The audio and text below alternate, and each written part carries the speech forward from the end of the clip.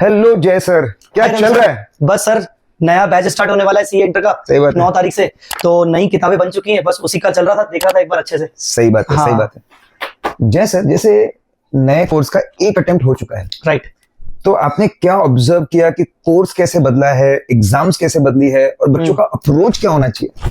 Sir हाँ, आपने सही पूछा, क्योंकि अटेम्प्ट हो चुका है तो अब ना इंस्टीट्यूट का जो थॉट प्रोसेस सामने दिख रहा है मुझे, उसमें मैंने दो चीजें बहुत अच्छे से देखी। एक तो ना इंस्टीट्यूट का जो क्वेश्चंस का डेटाबेस है वो बढ़ रहा है। ओके। आरटीपीज में नए नए क्वेश्चंस दिख रहे हैं, एमटीपी में दिख रहे हैं। साथ ही साथ इंस्टीट्यूट ने जब लास्ट अटेम्प्ट लिया था तो उसमें ना एएस पर अच्छा खासा फोकस किया था। मोस्ट इंपॉर्टेंटली एएस के बहुत अच्छे अच्छे ट्रिकी क्वेश्चंस पूछे गए थे। ओके, सो उस चीज को ध्यान में रखते हुए हम अपनी बुक्स में भी वैसे ही चेंजेस कर रहे हैं और डेटाबेस को बढ़ा रहे हैं। सही है। मतलब इंस्टीट्यूट जो डेप्थ एक्सपेक्ट करता है और जो एप्लीकेशन ऑफ नॉलेज एक्सपेक्ट करता है वो जबरदस्त है। जबरदस्त है। और सर, जैसे कोर्स में आप बताइए 75-80% मतलब कितना अकाउंटिंग साइड का वेटेज है? क्योंकि बच्चे खास उसको लेकर कभी कभी डरते भी है। हाँ, डरते हैं और कंफ्यूज भी होते हैं, उनको समझ में नहीं आता कि एएस कितना है। और एएस में मैं बता दूं कि सर एक्चुअली में टोटल मिला के 27 एएस है। ओके। 27 एएस का अगर ओवरऑल टोटल वेटेज करें, जिसमें बड़े चैप्टर्स भी आ जाते हैं, कंसोलिडेशन, अमेलगमेशन, कैश फ्लो, इन सबको मिला दे सर टोटल मार्क्स जो होते हैं एएस के लगभग 80 मार्क्स होते हैं आउट ऑफ 114 मार्क्स का जो पेपर आता है। सो 80 मार्क्स का सर एएस रहता है एक्चुअली में। और सबसे ज्यादा एक्सपेक्टेशन इंस्टीट्यूट की एएस में ही रहती है। क्यों? क्योंकि आप भी जानते हो कि सीए फाइनल में इंड एएस आता है पूरा का पूरा, तो वो बहुत ज्यादा है।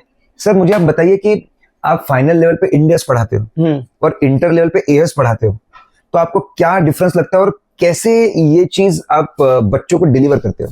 सर इंटर लेवल का जो बेस है ना, वो फाइनल में बहुत काम आता है। Okay. जैसे हम कह सकते हैं कि जो 11-12 का बेस फाउंडेशन में काम आता है, तो इंटर लेवल पर इन डेप्थ पढ़ना बच्चे के लिए बहुत ज्यादा जरूरी है। और अकाउंटिंग स्टैंडर्ड्स वो इतना इन डेप्थ अगर पढ़ेगा तो उसको अपने आप सीए फाइनल में उसको बहुत काम आता है, क्योंकि एएस का ही जो बड़ा भाई है वो है इंड एएस, और पूरा का पूरा उसको इंड एएस एडवांस लेवल पे पढ़ना पड़ता है। इस बार सर पेपर बहुत डिफिकल्ट था। हाँ। बच्चे बोल रहे थे, लेकिन आई वाज प्लीजेंटली सरप्राइज कि आपके स्टूडेंट 96 स्कोर किया। हाँ। One of the most difficult paper में। करेक्ट। तो आपको क्या लगता है, जैसे जो मेरी इंटरेक्शन हो रहा था कि कुछ प्रॉब्लम फाइनल लेवल के आए थे? हाँ, राइट। तो वो क्या किस्सा हुआ था सर? इसमें दो किस्से हैं। बस जैसा मैंने बताया कि एएस और इंड एएस का कनेक्शन बहुत ही स्ट्रांग है, और इंस्टीट्यूट से हम एक्सपेक्ट कर सकते हैं कि एग्जाम में एक दो क्वेश्चंस वो सीए फाइनल लेवल के डाल सकते हैं। Okay. और इस वजह से क्या होता है ना, जैसे अभी आपने बोला 96 मार्क्स आए थे, उस बच्चे ने ना दो चीजें बहुत अच्छे से की थी। एक, मैक्सिमम से मैक्सिमम प्रैक्टिस की थी। Okay. और उसने इस चीज को रिकॉग्नाइज किया, क्योंकि क्या होता है ना सर, बच्चा टीचर से ही सीखता है।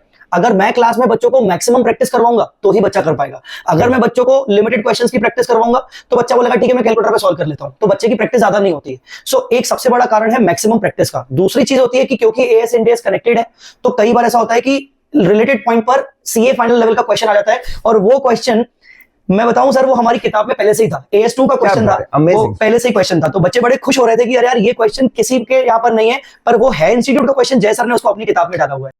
जैसे मुझे बताइए कि बच्चे जो फेस टू फेस वाले हैं और जो ऑनलाइन वाले हैं, इनको कौन सी किताबें मिलेगी? सर इस बार ना किताबों मैंने चेंज किया। जैसे मैंने आपको बताया कि इंस्टीट्यूट का दिन ब दिन क्वेश्चन का डेटाबेस बढ़ता जा रहा है और एक्सपेक्टेशन बढ़ती जा रही है। अब मुझे क्या करना है, मेरा सीधा माइंडसेट ये है कि बच्चे को कंटेंट इतना दिखे कि उससे हो जाएगा एग्जाम टाइम में, उसको ये ना लगे कि यार कोर्स बहुत भारी है। तो इस बार मैंने क्या किया सर, ये अपनी एक बुक आती है कॉन्सेप्चुअल समरी बुक, बहुत ही पतली सी किताब मैंने की है। इसमें सारे कॉन्सेप्ट्स हैं।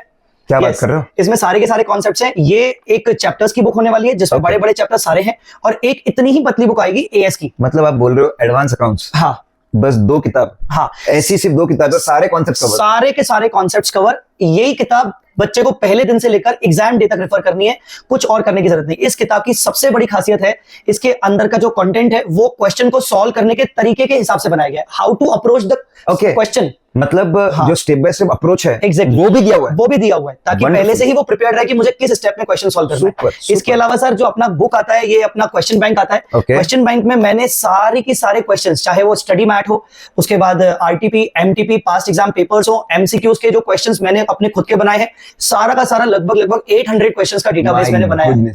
800 क्वेश्चन। हाँ, क्योंकि फाइनल का भी हल्का सा कंटेंट डालना जरूरी है, थोड़ा सा फ्लेवर डालना जरूरी है, ताकि वो चीज बाद में बच्चों को प्रॉब्लम ना करे। तो वो क्वेश्चंस होंगे 800 क्वेश्चंस में से। मैंने ये वादा किया है बच्चों से कि मैं कम से कम तुम लोगों को क्लास में 500 क्वेश्चंस करवाऊंगा। अमेजिंग। 500 क्वेश्चन क्लास में करना। हाँ। मुझे लगता है, जैसे मैं ऑडिट में बोलता हूँ, आपका एक बार लिखना आपका रिटेंशन डबल कर देता है। करेक्ट। तो mind blowing. Right. So 500 question हम क्लास में करेंगे, बच्चों के साथ करेंगे, ताकि student should be capable to practice the remaining 300 questions. और उन 300 क्वेश्चंस के लिए भी सर हमारे पास एक तरीका है। कहीं भी अगर क्वेश्चन में अटका बच्चा, तो सर हमारे पास है एक बहुत बड़ी चीज, QR कोड। सो क्वेश्चन को जैसे ही वो QR स्कैन करेगा, उसको वीडियो सॉल्यूशन मिल जाएगा अनलिमिटेड टाइम्स के लिए। फैंटास्टिक। सो ये बहुत अच्छे से हमने इस चीज को डिजाइन किया ताकि बच्चे का कोर्स टाइम पे भी कंप्लीट हो सके और साथ ही साथ बहुत सारी प्रैक्टिस हो सके। अमेजिंग। तो एक समरी बुक मिलेगी जिसमें पूरे कॉन्सेप्ट्स है। हाँ, 800 क्वेश्चन का ट्रम्प बुक मिलेगा। यस, और सर चार्ट बुक ये कैसे बोल सकते हैं? ये ईगल व्यू चार्ट बुक ट्रेमेंडस है। हाँ। It is preferred across India. इसका रेंज है, मतलब मैं देखता हूँ कि हर बच्चे के पास में, मतलब एक स्टूडेंट बोला था सर मैं एग्जाम देने गया और इतने सारे बच्चों के पास में आपकी चार्ट बुक दिख रही है। करेक्ट। ग्रेट। तो सर लास्ट में तो ऐसा होता है कि जो बच्चे अपने से क्लास नहीं ले पाए किसी रीजन से, तो उनके पास मिनिमम चार्ट बुक तो होती है, ये मान के चलिए। Fantastic. I think they will be blessed with such a solid content. Yes, definitely पूरी मेहनत लगाएंगे इस बार। सर और आपको याद होगा पहले की एक एड थी रोटोमैक की आती थी। हाँ। रवीना टंडन करती थी, लिखते लिखते प्यार हो जाए। तो मुझे इस बार मैं इंटरेक्ट करा था, जैसे ऑल्ट में बहुत लिखा है, 350 पेजेस लिखा है। राइट। तो एक बच्चे ने डायलॉग मारा, सर अकाउंट्स में लिखते लिखते सब हो जाए। तो आपने बहुत लिखवाया है जितना मैंने सुना है। सर उसके बारे में बताइए कैसे आप बच्चों को लिखवा लिखवा कर प्रैक्टिस करवाते हैं? सर देखिए, जब तक बच्चा राइटिंग प्रैक्टिस नहीं करेगा तब तक उसका कॉन्फिडेंस नहीं बढ़ेगा। मैं हमेशा बच्चों को कहता हूं कि देखो कॉन्सेप्ट पर फोकस करना अच्छी बात है, बट कुछ बच्चे ये मिथ में रहते हैं कि बस कॉन्सेप्ट पढ़ लिया तो हो जाएगा। कॉन्सेप्ट अपनी जगह, 50% रीजन कॉन्सेप्ट होता है पास करने के लिए और 50% रीजन होता है अच्छी प्रैक्टिस करने के लिए। क्लास में मैंने बच्चों की इतनी अच्छी राइटिंग प्रैक्टिस करवा दी, उनकी आदत डलवा दी कि अब जो हमारे थ्योरी एएस होते हैं, अब उसमें भी बच्चों को लगता है मजा आ रहा है लिखने में। और कुछ बच्चे तो मुझे ये मिले थे ऑडिट की क्लास वाले कि सर उसके चक्कर में हमें ऑडिट में भी समझ में आ गया कि थ्योरी कैसे लिखनी होती है। तो ये बहुत उनकी अच्छी आदत लग जाती है। Definitely sir. सर जो इतना वॉल्यूम बढ़ गया है, हाँ। It has become volumeless. तो मुझे जानना है कि इतने वॉल्यूम के रिवीजन के लिए आपने क्या क्या करके रखा? हाँ सर, देखिए सबसे पहले तो ना हम जो अभी बैच शुरू करने वाले हैं 9 अगस्त से, इसको हम कंप्लीट करेंगे 30 नवंबर तक। ठीक है। अब इस पूरे 3 महीने 20 दिन के अंदर हम ना मल्टीपल रिवीजन रखेंगे। मतलब हर चैप्टर खत्म होगा, उसका टेस्ट होगा और उसका रिवीजन भी होगा। पहले रिवीजन होगा फिर उसका टेस्ट होगा। और इस बार रिवीजन वीडियो सेपरेटली बच्चों को ऐप पे मिलेंगे कि अगर वो ग्रुप 2 की भी पढ़ाई कर रहा है तो वो ग्रुप 1 में जाके 20 मिनट का रिवीजन देख ले, कम से कम उसका कॉन्फिडेंस बिल्टअप रहेगा। That's fantastic. यस, तो इस बार क्वेश्चन जो भी चैप्टर्स हैं उनके मल्टीपल रिवीजन रहेंगे। चैप्टर वाइज अपन टेस्ट लेने वाले और बच्चों से समरी नोट्स बनवाए जाएंगे हैंड रिटन। सबसे पहले तो ये 30 तारीख तक होगा। उसके बाद जब बच्चा ग्रुप 2 के बाद जब फ्री हो जाएगा तो लास्ट में सर अपना एक जो ये मान सकते हो ब्रह्मास्त्र अभ्यास बैच, हम बच्चों को अपनी तरफ से अभ्यास बैच कराएंगे।